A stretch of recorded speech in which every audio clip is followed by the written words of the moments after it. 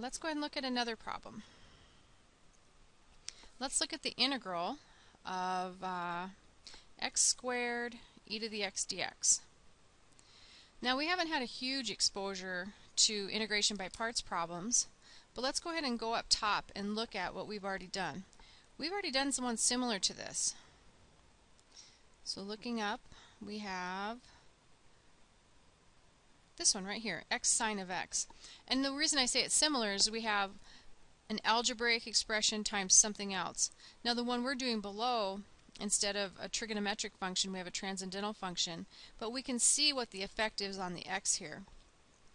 When we integrated this type of function, the x went to 1, and then I was able to integrate the function down here.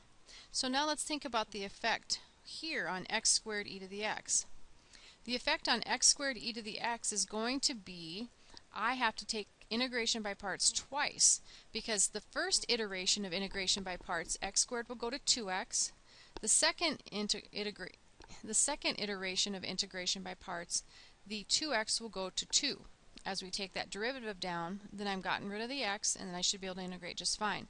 So this is still integration by parts, but it's going to be 2 iterations. And the reason I know it's 2 iterations is from this 2 right there. So I'm going to go to the integral of u dv is equal to uv minus integral of v du, and I'm going to end up doing this twice. So these problems can get a little bit long, but they're very fun, so that makes up for the length. So we want to choose wisely here, our u and our dv. We want the algebraic portion to go away, so that's what we're going to choose for our u. Our dv is going to be e to the x dx. Now if I had chosen opposite here, if I had let u equal e to the x, what would happen is during this problem, the x squared would go to x cubed, x to the 4th, x to the 5th, as I went through more and more iterations, and you would be able to see pretty quickly that the problem's getting worse, not better. So if we would have chosen the transcendental function, the e to the x here, that would have been bad. Okay, so the derivative of x squared is 2x dx. Remember, you take a derivative down, integrate up. The integral of e to the x dx is just e to the x. Now you might say, well, wait a minute, it's e to the x plus c. And you're right, except I don't need to worry about our constant of integration right now. I'm going to tack that on in the end. So let's write down what we have. And again, drag along the left-hand side. The integral of x squared e to the x dx is equal to uv minus v du. So it's going to be equal to x squared e to the x minus the integral of 2x e to the x dx. So I'm going to rewrite this just a little bit. X squared e to the x dx, x squared e to the x. Now, I have a couple of choices here. I can pull the negative out front, or I can put it inside the integrand, and then the 2 I can either leave inside the integrand or pull it out front. I'm going to go ahead and pull it out front, and it just doesn't make any difference which method you use. You just need to make sure you keep track of stuff. Now what we have left with here is I need to integrate this piece right now, and I cannot integrate it right now. That x is in the way. So I go through another iteration of integration by parts. I choose a u and a dv. Now what you don't want to do here is change your strategy. If you had let u equal an algebraic function in your first iteration, keep your algebraic function in your second iteration. You don't want to choose x down here in our dv region. So we're going to let u equal x. dv is e to the x dx. And of course we take the derivative down, so we get du equals dx, derivative down, integrate up, and I have v equals the integral of e to the x dx, which is just e to the x. Dragging along the left-hand side, integral of x squared e to the x dx equals x squared e to the x minus 2. Now I need to be careful with this one. I need to make sure that this negative 2 distributes through the problem.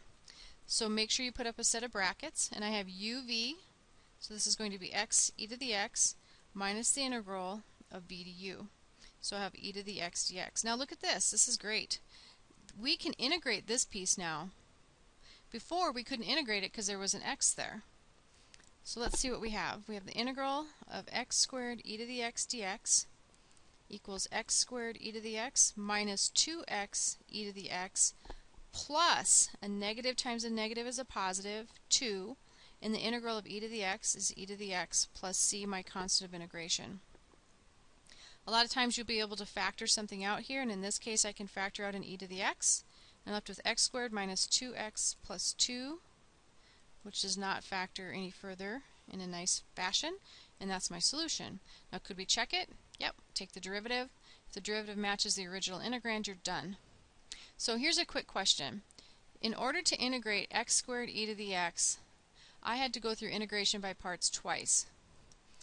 How many times would I have to go through integration by parts if I had something like, let's do x to the 10th sine of x? How many times would I have to go through integration by parts? You'd have to do 10 iterations of integration by parts, which would be fun, but it would take a long time, and if you go through something that many times, there'd be a lot of room for mistakes as well and errors.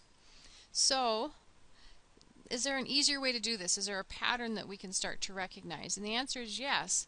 If you notice, when we did the x squared e to the x, when I integrated it never changed. Here, sine will go to cosine, cosine to sine, and that will alternate, and of course there'll be a positive or negative difference as well.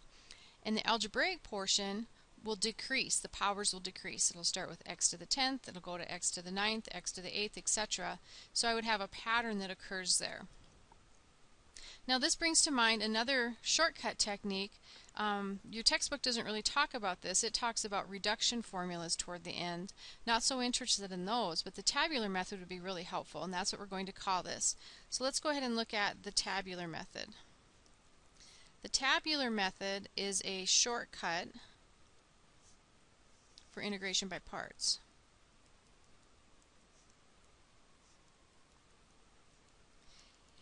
It will work for all integration by parts, but it doesn't work so well for some types. This really works well when we have a polynomial times some other type of function of x. So here could be like a trig function. Let's just write trig so it's in general trig. Or a polynomial times a transcendental like an e to the x, or e to the x squared, or e to the 2x or something. So that it works really well for these. So for the tabular method, what you do is you create a table. And the table is going to have 3 columns. It's going to have a column for sines, it'll have a column for u, and it'll have a column for dv. So we still use the same idea. We choose u and we choose dv. So I suppose before we do this one, though, we better have a specific problem that we're working on.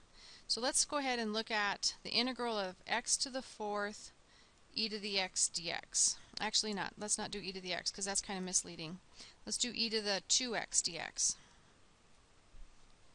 So, as usual, we choose our u to be our algebraic function because its derivative will eventually go to 0, and you start taking its derivatives. So I have x to the 4th, 4x cubed, 12x squared, 24x, and the derivative of 24x is 24, and the derivative of 24 is 0.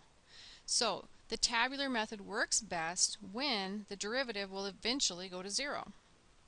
Now what we need to do is start with our sines. Sines always start positive and alternate from there. So they always start positive and then alternate. Now our dv is going to be e to the 2x dx. So for our u column we took a derivative. For our dv column we integrate.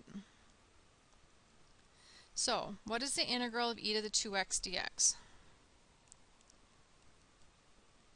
Well, we're going to have to get pretty good at these pretty fast.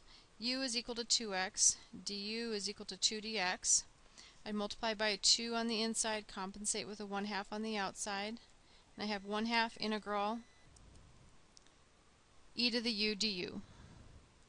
And of course the integral of e to the u is e to the u, so I have e to the u, which is 2x. So when I integrate down I get 1/2 e to the 2x. Now, we're going to do this over and over and over again, so it's going to be important to recognize patterns. If I do this again, I have to compensate with another half again. I end up with a 1/4 e to the 2x, 1/8 e to the 2x, 1/16 e to the 2x, 1/32 e to the 2x. So you see the pattern here. Now this can keep continuing down, but I note that when I get to my derivative equal to 0 would be a good time to stop. Now here's the next step in the tabular method for integration by parts. I take this first column right here with the signs, whatever sign is here I multiply it by the first in the x to the 4th and multiply that by the next row down. And I go through this process, and this will be what my solution is after I write it out. Across and down a row, across and down a row. So let's go ahead and look at what the integral of x to the 4th e to the 2x looks like. And this is a lot less work than going through integration by parts 4 times. So my first one is going to be a positive. I better make that look like a positive. Positive x to the 4th, 1/2 e to the 2x. Okay, so I've taken care of positive x to the 4th, 1/2 e to the 2x. Minus, the minus comes from right up here, 4x cubed times 1/4 e to the 2x. Okay, let's look next. Positive 12x squared times 1/8 e to the 2x. Okay, plus 24x times 1/16 e to the 2x. I'm running out of room. Okay, plus 24 times 1/32 e to the 2x plus c. That's my solution. We don't want to leave it like that because I have a lot of simplifications that I can do, and I also have a lot of combinations I'll hopefully be able to make. So let's go ahead and look at rewriting this. So this is going to look like 1/2 x to the 4th e to the 2x. The 4's will cancel here, so I'm going to be looking at minus x cubed e to the 2x. Have some canceling that will occur here as well. 4 goes into 8 twice, and it goes into 12 3 times.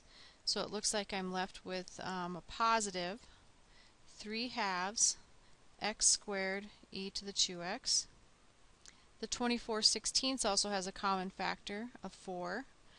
4 times 4 is 16, and then over here 4 times 6 is 24. I guess I could have reduced this by a larger factor of 8 as well, so here we are is 3 and 2.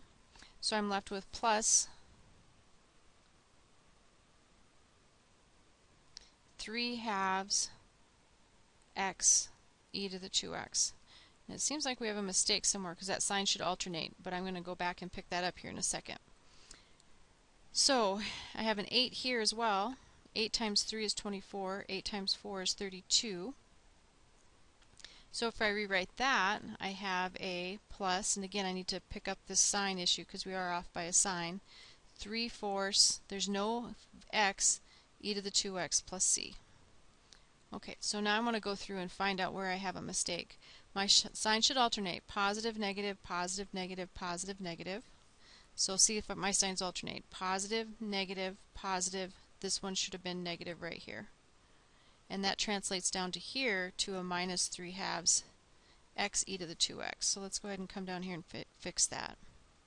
Minus 3/2, and there's our minus, that's our fix. Minus 3/2 x e to the 2x. Now again, the thought is when I get this solution I should be able to check it to see if I get my integrand back. And it doesn't really look like I'm going to get my integrand back because my integrand is actually quite simple, x to the 4th e to the 2x. So how could this derivative boil down to x to the 4th e to the 2x? Well, the hope is a lot of stuff will cancel when we go ahead and use the product rules and whatnot here.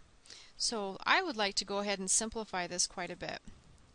So go ahead and algebraically, let's simplify this by finding a common denominator and factoring completely and see if we can agree.